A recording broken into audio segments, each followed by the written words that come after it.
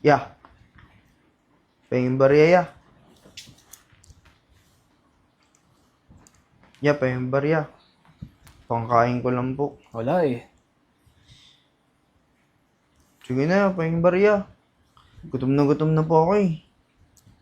Doon ka muna, wala talaga eh. Ang kulit mo naman eh. Sige na, ya. Konting barya lang, pangkain ko lang po. Wala rin kasi ako eh. Sige na nga. Okay, ya. Thank you po. Oh, Maraming salamat. Teka lang. Ano to? Paano ka nakapasok dito? Ha? Tingnan mo yung itsura mo. Hindi na babagay dito sa restaurant na to. Ano ba ikaw? Ang kapal ng mukha mo, ilang beses nang pumapasok dito, pinapagalitan ka. Eto ka pa rin? Tingnan mo naman yung itsura ng customer namin. Mahiya ka naman. Baka mandirit to sa'yo, hindi na bumalik. At pag regular customer namin to. At saka sir, ba't yung bibigyan niya ng barya? Eh tingnan niyo naman oh, ang baho-baho, hindi pa kayo... basta, hindi ko na ma-describe kung anong amoy yung pero nito. Saka sir, ito na, barya na to, kailangan sa akin lang to, pansin niyo sa akin to, di ba? Ate, binigay sa akin yan eh. Ikaw kanina ka pa ha? Tingnan mo yung itsura mo. Ikaw, kung saan ka nababagay? Doon sa basurahan. Doon ka maghanap ng pagkain mo. Kasi yung mga pagkain dito, ha? Pang mayayaman. Tapos mandidistorbo ka pa ng customer. Ang baho mo na nga. Ang laki pa ng mata mo. Gamitin niyo mo yung mata mo. Maghanap doon ng pagkain, mamulot doon sa labas. Ano? Tatawag pa ako ng security para kalad ka rin ka sa labas, ha? Malis ka na nga dito! Ano pang hinihintay mo? Alis na! Ay, nga pala sir, ito pala yung bill nyo. Hindi na lang po sa cashier bayaran. thank you. Ano? Bingi ka ba? Alis na sabi! Alis na, makita ko ng boss dito. Eden, ano ba yung ingay na yan? Naririnig ng ibang customer. Halika nga dito. Nakikita mo to? Ano ba nangyari? Nakikita mo ba to? Oo, nakikita ko. Anong itsura? Madungis. Ano pa? Amoy mo. Lapitan mo konti. Medyo may hindi magandang amoy. Aha. Nababagay ba to dito? Pumasok sa restaurant natin? Pero, huwag ka naman ganyan sa kanya. Naririnig ng ibang customer eh, nakakahiya. Baka kung ano sabihin nila sa atin. Charity naman, nakakahiya nga! Mas nakakahiya to pag nakita nila. Eh paano lang, hindi dudumugin ng restaurant natin kapag nakita tong itsurang to. Eh, binigyan ako ng barya nung lalaki dito kanina, kinuha mo.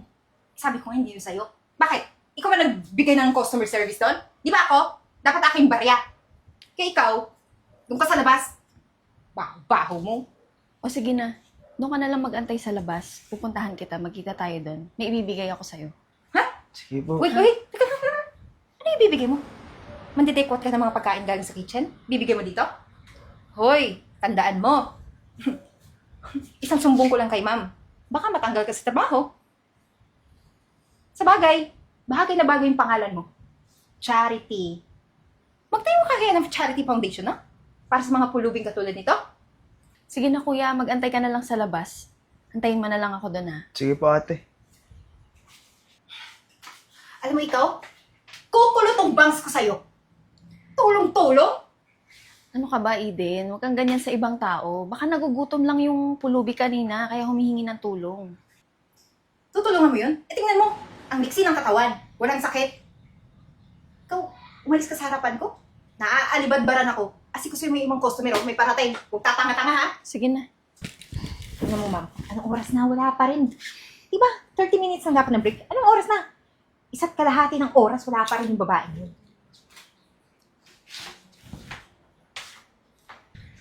Saan ka galing, Charity, ha? Oras ng trabaho, nawawala ka? Ano, binabayaran ka rito para magpa-sitting pretty lang? Ma'am, tinulungan ko lang po yung pulubi kanina dun sa labas. See? Ma'am, totoo yung sinabi ko. Kaya yung pulubing yun, babalik at babalik yun dito. Kasi tinulungan ito, mamimihasa yung mga gayong tao eh. So ano, yung pagkain sa kitchen, pinamimigay mo lang? Kaya naman pala yung inventory natin nagkukulang palagi. Ikaw siguro yung kumukupit. Ma'am, hindi. Baon ko yun. Binigay ko sa kanya yung pagkain na baon ko kanina. Tsaka yung binigay kong pera, pera ko yun. Ah, may binigay ka pang pera. Kaya pala yung pera sa kaha laging kulang. Ay naku ma'am, kung ako sa inyo, isumbong yan para matanggal na. Naku, baka malugi pa tong restaurant. Lagi tayong disbalance. Malulugi talaga tayo. Ikaw talaga na malilintikan ka sa akin, ha? Pagdating ni Miss Gina, isusumbong kita. para matanggal ka sa trabaho mo. Di mo ginagawa ng tama. Naku, ma'am, huwag niyo naman ako isumbong. Hindi ko kayang mawalan ako ng trabaho. Kailangan ko yung trabaho ko ngayon. Eh, yun naman pala, ma'am. Kailangan ng trabaho. Eh, bakit mo tinulungan yun? Kanina sinaway kita, pero talagang pinilit mo kang tulungan, di ba? Naawa lang naman ako, tsaka baon ko naman yung binigay ko eh. Hindi ko naman binawas dito sa restaurant eh. Tsaka wala naman akong kinuhang pera dito. Ako, ma'am, maniwala ka dyan. Sinungaling yan. Tigil-tigilan mo pagiging bulaan mo, Charity, ha? Malilintikan ka talaga. Antayin mo, marami ako sumbong kay Miss Gina. Ma'am, huwag naman ako isumbong. Mas ka dito sa harapan ko. Ang daming customer, oh. Servan mo yung mga yan. Sige po, ma'am. Kupad-kupad ka. Sige po, ma'am. Ako, ma'am, baka naman.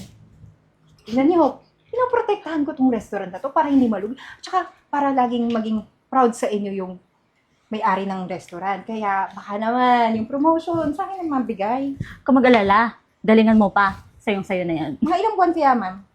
Malalaman natin. Alam mo naman, close ako kay Miss Gina din. Excited ako. Sige, ma'am, balik na ako sa trabaho. Oh, magtrabaho ka na. Dali.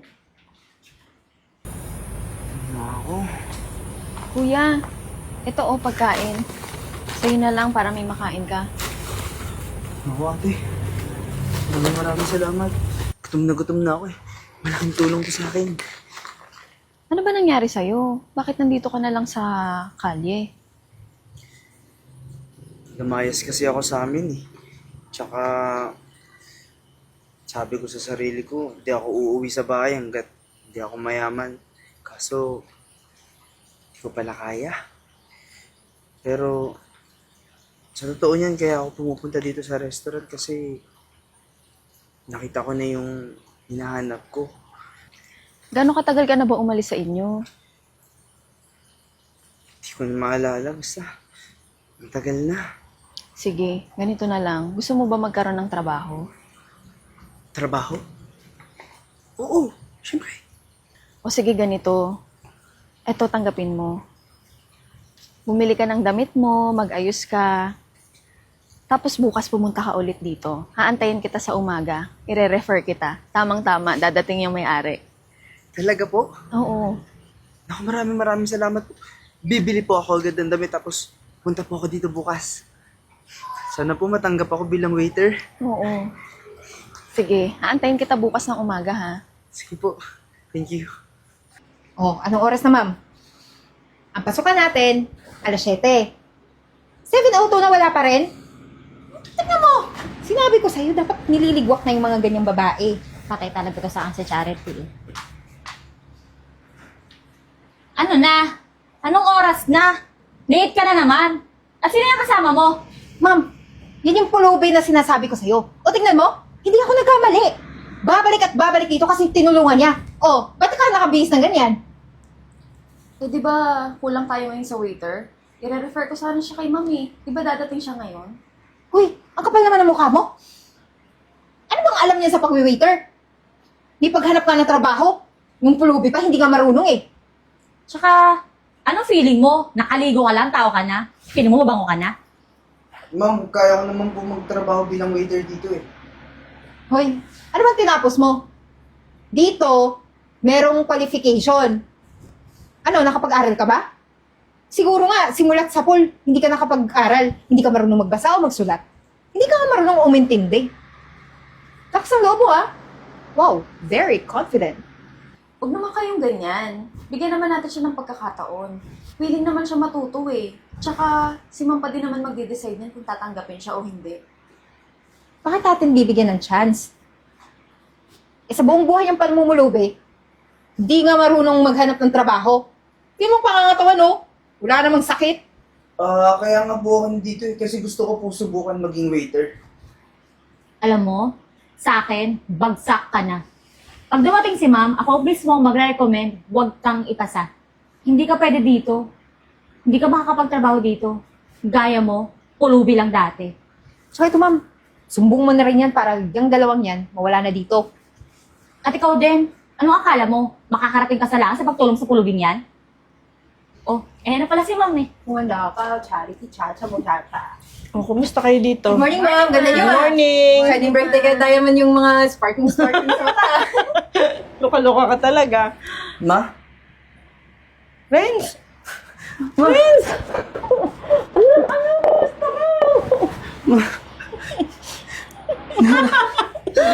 Anak, ang tagal kita hinahanap. Ma, sorry kung umalis ako sa bahay. Sa totoo niyan, gusto ko na pong umuwi kaso nahihiya po ako eh. Ba't di ka bumalik sa bahay? Ang tagal-tagal kitang hinahanap, kala mo ba? Sa totoo nga yan, kaya po ako bumabalik-balik dito sa restaurant kasi nakita ko po kayo dito. Ako naman ang anak ko. Sana nung ka pa bumalik. Sorry, ma. Sobrang nahihiya lang po talaga ako makita niyo ako na ganito na lang po ako. Kasi naman anak, ang tigas ng ulo mo. Siguro naman ngayon nagkaroon ka na ng aral. Mahirap mabuhay ng walang nanay. Naiintindihan ko po, ma. Maghahapon ka rin yan sa sumugal ka na ng sumugal. Alam mo ba kung magkano ang inuubos mong pera dyan? Ayun lang sasabihin mo na naman sa akin, ma.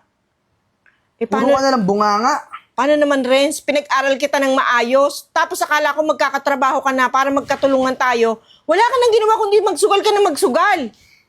Alam mo, mabuti pa bigyan mo na lang ako ng pera. Wala na akong pera. Ay, hindi ko alam sa'yo. Paano ka magkakapera? Isinugal mo nga ng isinugal. Ma, paulit-ulit na lang yung sinasabi mo. Bigyan mo na lang ako ng pera. Hindi na ako magbibigay sa'yo ng pera. Bahala ka na sa buhay mo. O humanap ka ng trabaho. Alam mo, wala kang kwentang ina.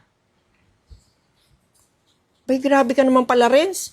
Pagsasabihan kita, sasabihin mo wala akong kwenta. Kaya kita pinagsasabihan para umayos yung buhay mo. Pag ganyan ka ng ganyan, lumayas ka na lang kung ayaw mong magpasakop sa poder ko. Talagang lalayas ako. Sisiguraduhin ko sa inyo na pagbalik ko, mayaman na ako. Ma, sobrang sorry po talaga sa ginawa ko. Baka po, pwede niyo ako tanggapin dito kahit waiter. Waiter, ano ka ba? Itong lahat ng pinagpundarang to, para sa'yo to. Nag-iisa kitang anak, Renz. Ikaw lang ang tagapagmana ko. Binigyan lang kita ng leksyon para magtanda ka. Pero lahat ng to, sa'yo to. Talaga po.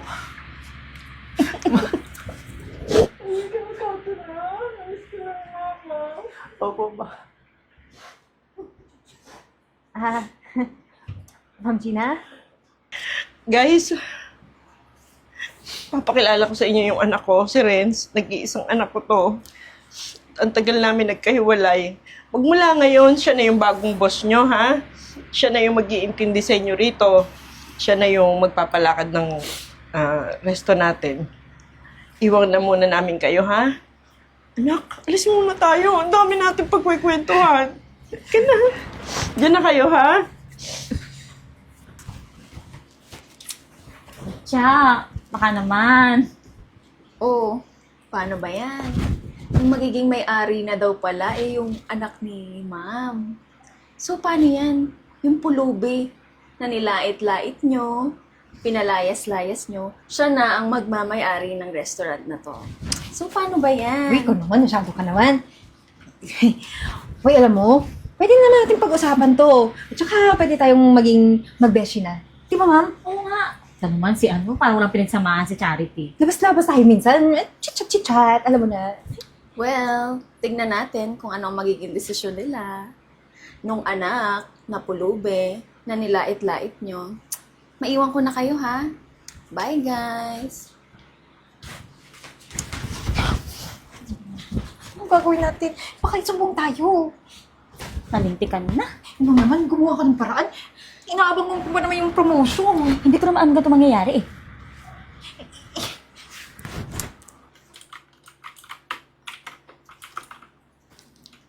Renz, anak. O, ma. Nag-almusal ka na? Opo, kumain na po ako, ma. Kakatuwa naman ang anak ko ngayon. Parang sumobra sipag mo, ah. Tsaka napapansin ko mula nung ikaw ang nag-handle ng resto, parang nag-triple yung sales natin. Siyempre, ma. Ngayon pa nga lang po ako bumabawi sa mga pagkukulang ko sa inyo noon eh. Talaga, ha? Tsaka, mas lalo ko pa pong gagalingan para mas lalo maging successful tong restaurant natin. Tsaka nga pala, ma. Alam ko na yung dahilan kung bakit parang nalulugi yung restaurant natin. Kasi may mga anomalya dito sa mga empleyado mo. Ah, ganun ba?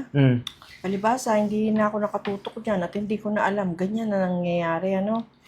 Tsaka, since andyan ka na rin naman, ma, pinatawag ko na tong mga empleyado na to para masolusyonan tong problema natin. Ladies, pasok kayo. Yes, sir. Ano po mo kailangan niyo? Andito na rin naman si Mama, tsaka pinatawag ko kayong lahat kasi nakita ko na kung ano yung dahilan kung bakit bumabagsak itong restaurant namin. Ngayon pa lang, gusto ko na masolusyonan yung problema na to, kaya Eden, Arian, nagsasabuatan pala kayong dalawa. Ano? Magkano yung nakukupit nyo araw-araw? Sir, ito kasi si Miss Arian eh. Siya talaga yung dahilan bakit nagkakaganyan. Tapos, inaano pa niya ako, sinusulsulan para gumaya ako sa mga pinagagawa yung pangungupit. Ano sinasabi mo dyan? Eh, bakit hindi ba Bakit totoo? balitan na dito? Manager ka, kaya sumusunod ako sa'yo, no? Tsaka naghihintay ako sa promotion. Hanggang ngayon, wala pa. Tingnan mo, tagal tayo, wala pa akong promotion. Tama na, tama na. Huwag na kayong magsisihan. Kasi parehas naman kayong gumawa ng mali eh. At saka kitang-kita dito sa report at may CCTV din ako na ebidensya na ipapakita sa mga pulis para kayong dalawa mabubulok kayo sa kulungan. Sir, wag naman ganun. Eh, baka naman pag labas namin ng kulungan, wala na talagang tumanggap sa amin ng mga kumpanya. Hindi. Wala na talagang tatanggap sa inyo kasi hindi na kayo makakalabas doon. Grabe ka naman, sir. Tao ka rin naman. Tsaka, Ang tagal nyo naglingkod dito sa resto natin, yung pala ganyan ang mga pinaggagawa nyo. oo ma. Kasi yung mga report na binibigay nila sa inyo ay mali. Eh, ma'am, mag-i-explain na lang po ako. Hayaan yung si Arian mga kulong. Siya naman talaga yung punot dulo nito. Paano ka mag-explain? Eh, kompleto naman yung nakuha ng report niya, Renz. Pati may CCTV-ng matitingnan. O, paano? Paano magpapaliwanag ka pa? Huwag ka nga maghugas kamay. Dalawa tayo dito, no? Alangan ako lang. Tsaka naalala mo pa ba nung pulubi ako? Ano yung mga pinagsasabi mo sa akin? Pinagtabuyan mo pa ako. Buti na lang andun si Charity.